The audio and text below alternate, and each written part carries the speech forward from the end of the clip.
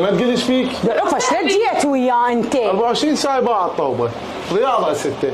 يلا في مال لا ما محتاجه شيء؟ ما محتاجه، بس وصلي لنا مرتك وشويه لسانه وخد تقوم تنظف البيت، صارت الدنيا ظهر. يمه ابوسك براسك. تعال ايش بيك ايش بيك؟ يمه فدوى اروح لك عوف ومريتي بحالها، خلي هاي هسه هي تسمعني من انهجمت موتي.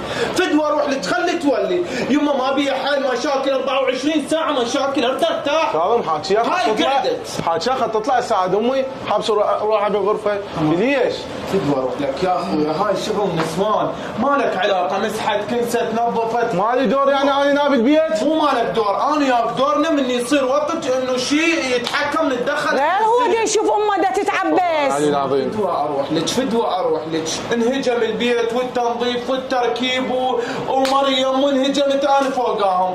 مالي حل بمشاكل، مالي حل. وهسه شهر رمضان واحنا صايمين. فدوى اروح لك يا يمه صدق.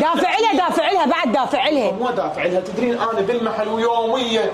تعال عركه تعال هاي مرتك تعال. حاكيها هاي يصير فدوى اروح لك يا يمه بعد قلبي صدق كذي بحماده. هاي عودت اخوي الكبير عود ما تصير. هاي شفتي له ولا؟ والله العظيم ما تصير. طبعا دافع المرتي. طبعا لا يدافع لي لو يدافع لك، المن يدافع. والله ما ادري شو مسويت له، ساحرته. انا اقول لك ساحرته كلها سحوره هي امها، انا اعرفها والله العظيم. لا عاد انا ايش خلاني اقبل عليها غير السحوره؟ بس بسيطه الا شوف نجوم الظهر هاي انا اعلمها حيوانه تتفاخرون يا عيني. بسيطه.